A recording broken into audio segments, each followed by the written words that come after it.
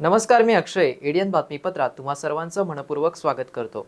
आज दिवसभरात घडलेल्या संपूर्ण घटनांचा आढावा आपल्याला घ्यायचाच आहे, परंतु त्या अगोदर नजर टाकूया आज दिवसभरात घडलेल्या काही महत्त्वाच्या आणि ठळक घडामोडींवरती.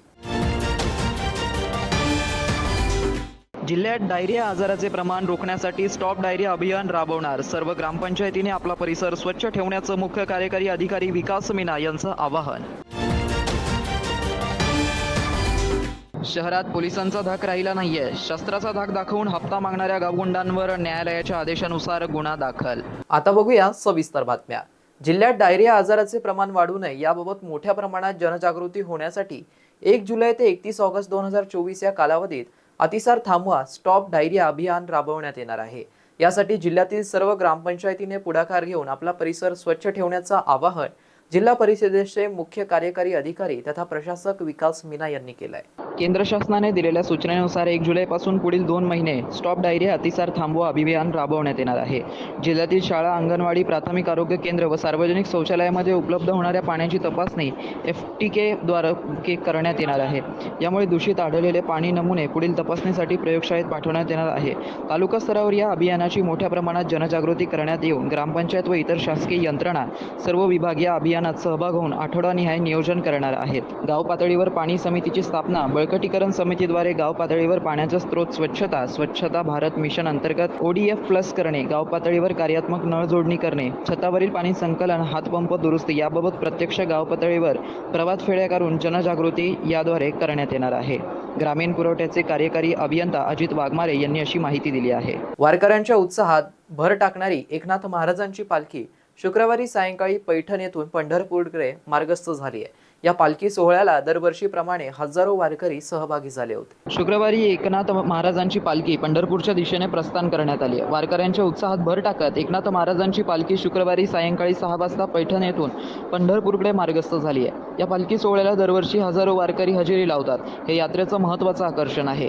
पालखी सोहळ्यातील गावकऱ्यांचं भक्तिरसात नालेलं गीत, भजने आणि पंढरपूरच्या विठोबाच्या दर्शनाची ओढ ही वारकऱ्यांना आनंदित करते. आजच्या दिवशी पालखी सोहळ्याचा प्रारंभ मोठ्या धूमधडाक्यात आणि उत्साहात झालाय. यावेळी अनेक श्रद्धाळू आणि भक्त मोठ्या संख्येने उपस्थित होते. पालखीचा मार्ग, गावकऱ्यांची संख्या आणि उत्साह या साऱ्यांचा मिलाप आजच्या दिवशी पंढरपूरला एक वेगळेच रंग देणार आहे. पालखी सोहळ्याचं प्रस्थान झालेलं आहे. नाथनारायणच्या पालखी सोहळ्याचं 425 वर्ष असून या वर्षामध्ये नाथनारायणांना पालखी विराजमान केलेलं आहे.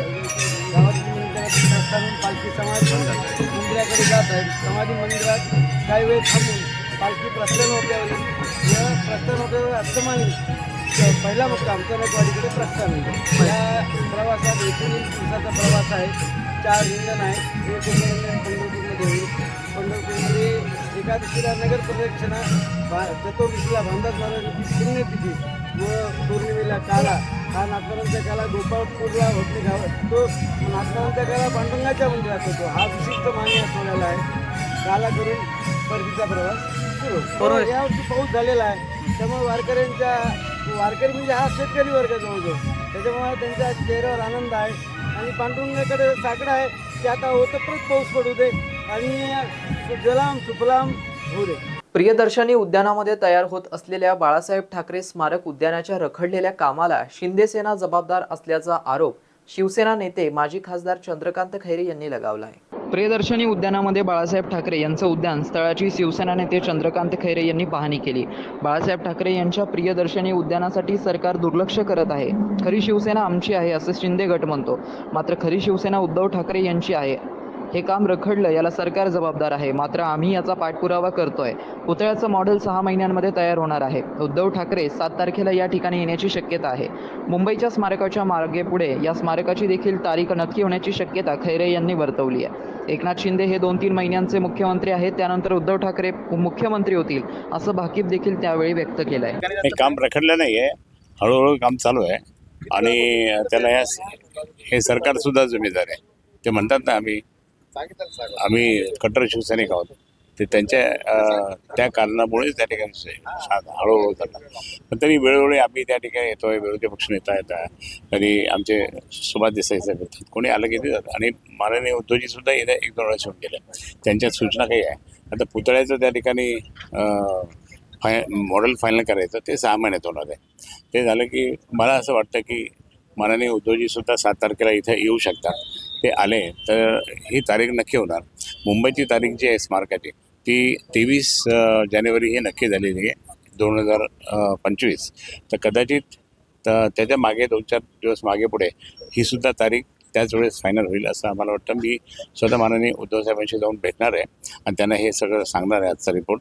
आणि मग त्याप्रमाणे आम्ही एकदा तारीख नक्की केली ना की मग सगळे काम फटाफट होतं. आणि ते त्यांना काय वाटतं की ते स्वतः आणि ते म्हणतात नाही आम्ही ओरिजिनल शिवसेना आहे. ओरिजिनल शिवसेना ते नाही आहे. ओरिजिनल शिवसेना ही माननीय बाळासाहेबांनी स्थापन केलेली आहे. त्याच्यानंतर माननीय उद्धवजी नेतृत्व करतात आणि त्यामध्ये आम्ही स्वतः या ठिकाणी संभाजीनगरला पहिल्या दिवशीपासून इथं आहोत. पहिल्या दिवशीपासून स्थापनेपासून इथं आहोत. इतके वर्ष झाले. जवळपास 39 वर्ष झाले. त्यामुळे ही आमची शिवसेना ही ओरिजिनल शिवसेना आहे. त्यांची शिवसेना काही ओरिजिनल आहे. परंतु या ठिकाणी माननीय उद्धव साहेब स्वतःच पाहतील आणि संपूर्ण फायनल करतील आणि बहुतेक 23 जानेवारीच्या आसपास 2-4 दिवस मागे पुढे ह्या वास्तूचा त्या ठिकाणी शुभारंभ होईल. स्वर्गीय बाळासाहेब ठाकरेंचं हे आवडतं शहर आहे. पण आपण जर पाहिलं तर या ठिकाणी बाळासाहेब एकीकडे म्हणजे असं म्हणता येईल बाबा की मुख्यमंत्र्यांचं प्रेम कमी झालं नाही, त्यांचं दुर्लक्षच आहे ना. कारण ते 3-4 महिन्याचेच मुख्यमंत्री आहे. त्याच्यानंतर मुख्यमंत्री आमचे उद्धव साहेबच होतील. त्यामुळे तो प्रश्नच येत नाही काही.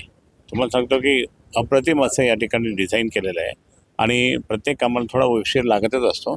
आणि ते ज्यावेळेस होईल ना, तुम्ही ज्यावेळेस उद्घाटनाच्या वेळेस पाहाल ना तर त्यावेळेस अप्रतिम असं दिसेल तुम्हाला. अप्रतिम दिसेल. आणि इतकी कल्पना त्या ठिकाणी स्वतः उद्धव साहेबांनी स्वतः याच्यामध्ये खूप वेळेस अभ्यास केला. मुंबईत मिटिंग घेतल्या. आम्ही स्वतः बरेच मिटिंगला होतो. तर त्यामुळे या गार्डनला खूप महत्त्व आहे. आता कोणत्याही क्षणी इमारतीच्या समोरील भाग कोसळण्याची दाट शक्यता निर्माण झाल्याने गौतम नगर घाटी येथील धोकादायक इमारत महानगरपालिकेच्या वतीने पाडण्यात आल्याची कारवाई करण्यात आली आहे. महानगरपालिकेच्या वतीने मनपातर्फे धोकादायक इमारतींवर कारवाई सुरू करण्यात आली आहे. शुक्रवारी रोजी आयुक्त तथा प्रशासक जी श्रीकांत यांच्या आदेशाने अतिरिक्त आयुक्त संतोष वाहुळे यांच्या निर्देशानुसार गौतम नगर घाटी येथील बांडेराव घाटे 20x50 आकारातील जुनी धोकादायक इमारत निष्कासित करण्यात आली आहे. सदर मिळकत वर्दळीच्या ठिकाणी असल्याने कोणत्याही क्षणी इमारतीच्या समोरील भाग कोसळण्याची दाट शक्यता निर्माण झाली होती. सदरील मिळकतीस मनपाद्वारे धोकादायक इमारतीची नोटीस महाराष्ट्र महानगर अधिनियम 1949 चे कलम 264, 265 व 246 अन्वये धोकादायक इमारतीची नोटीस बजावण्यात आली होती. संबंधित इमारतीचा काही भाग या अगोदर पडला होता. उर्वरित समोरील भागापासून आजूबाजूच्या घरांना धोका निर्माण झाला होता. तसेच वर्दळीच्या रस्त्यावर इमारतीचा भाग कोसळून अपघात होण्याची शक्यता निर्माण झाली होती. आज सदर ठिकाणी धोकादायक इमारत JCBच्या साहाय्याने निष्कासित करण्यात आली आहे. सदर कारवाई मनपा अतिरिक्त आयुक्त 2 संतोष वाहुळे यांच्या आदेशाने उपायुक्त सविता सोनवणे यांच्या मार्गदर्शनाखाली पदनिर्देशित अधिकारी संजय सुरडकर, इमारत निरीक्षक रामेश्वर सुरासे, सागर श्रेष्ठ यांनी पार पाडली आहे. शहरवासियांना एक सुवर्ण संधी. तुम्हीही एखादा व्यवसाय करताय का? मग एरडियनवर जाहिरात करा आणि मिळवा व्यवसायात मोठा फायदा. तर वाट कसली पाहताय? आत्ताच खाली दिसत असलेल्या नंबरवर संपर्क साधा. इथे वेळ झाली आहे एका छोट्याशा ब्रेकची. कुठेही जाऊ नका, पाहत रहा एडियन न्यूज.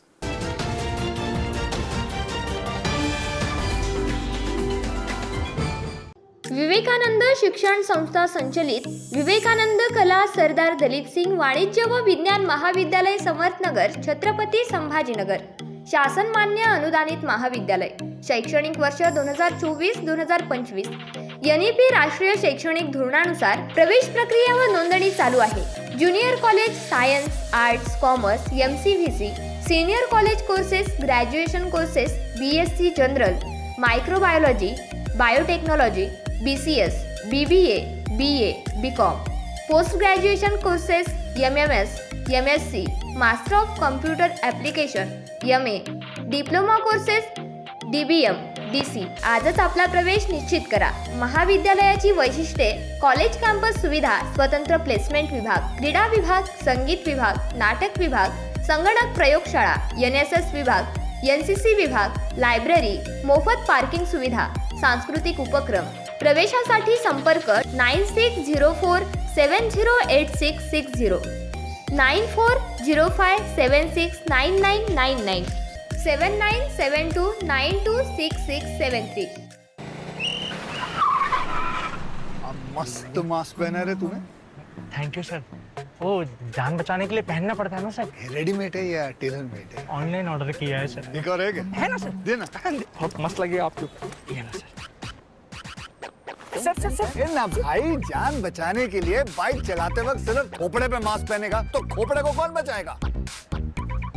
समझ गया सर। हेलमेट ऑनलाइन ऑर्डर कर, वरना हमेशा के लिए ऑफलाइन हो सकता है। Okay sir. ये ले। चल हम ये भी ऑनलाइन भर दे। हेलमेट पहने, ट्रैफिक नियमों का पालन करे, जिंदगी के सफर को सुरक्षित रखे।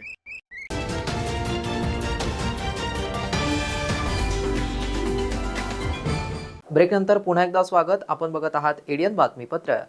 सध्या शहरात पोलिसांचा धाक संपला असल्याचं चित्र हप्ता देत नसल्याने गावगुंडांचा दुकानांवर वस्त्याने हल्ला केल्याची घटना घडली असून न्यायालयाच्या आदेशाने आरोपींवर छावणी येथील ठाण्यात गुन्हा दाखल करण्याची वेळ आली आहे. तुला या एरियामध्ये दुकान चालवायचे असेल तर 5,000 रुपये हप्ता दे असे म्हणत दुकानावर वस्ताऱ्याने हल्ला केल्याची घटना नंदनवन कॉलनी परिसरात घडली आहे. या प्रकरणी न्यायालयाच्या आदेशानंतर आरोपींवर छावणी पोलीस ठाण्यामध्ये गुन्हा दाखल करण्यात आलाय.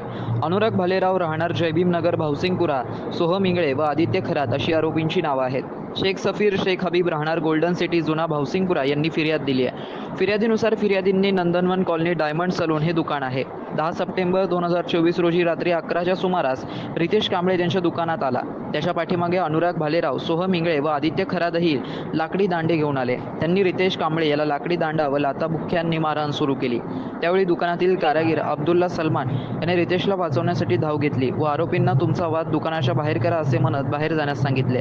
त्यावेळी आरोपी अनुराग भालेराव याने दुकानातील वस्त्रा घेऊन कारागिरावर वार केला. मात्र हा वार त्यांनी चुकवला. त्यानंतर कारागिराने फिर्यादींना फोन करून घटनेची माहिती दिली.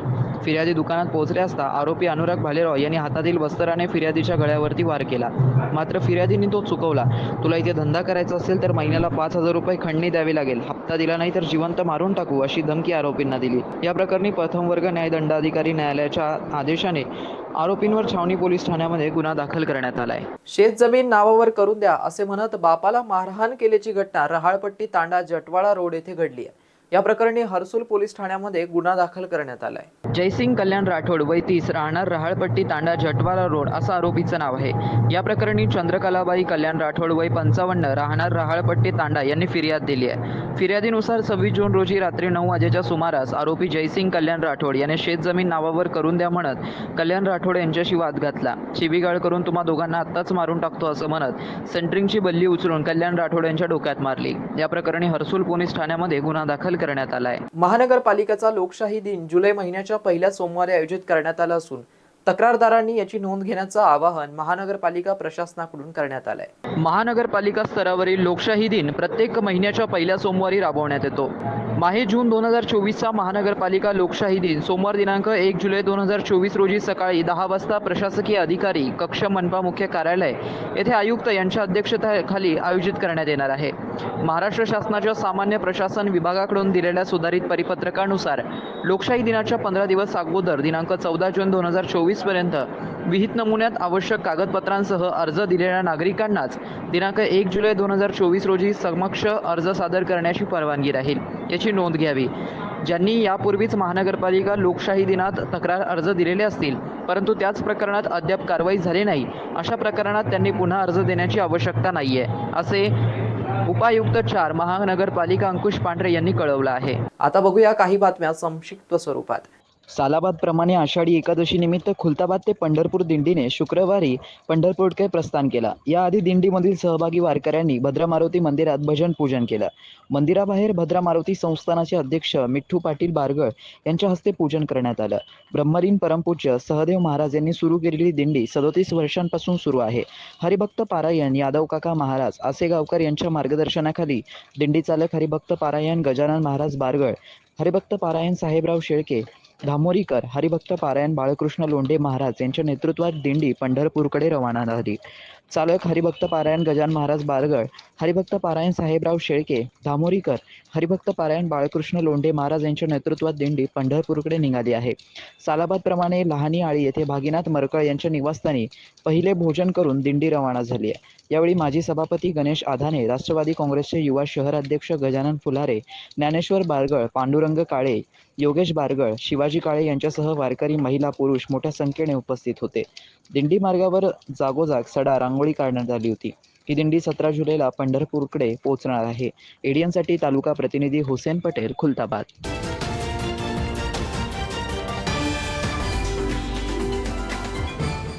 खरेदी केलेल्या प्लॉटचा ताबा घेण्यासाठी गेलेल्या बहीण भावाला मारहाण केल्याचा प्रकार समोर आला आहे.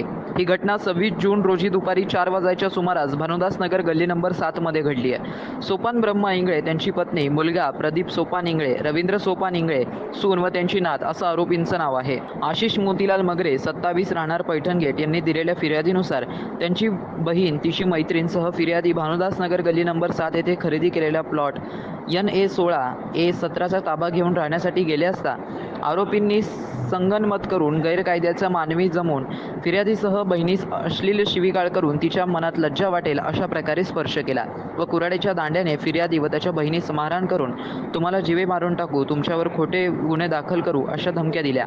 या प्रकरणी 6 जणांविरोधात जवाहरनगर पोलीस ठाण्यामध्ये गुन्हा दाखल करण्यात आला आहे. शेवटी पुन्हा एकदा नजर टाकूया आज दिवसभरात घडलेल्या काही महत्त्वाच्या आणि ठळक घडामोडींवरती.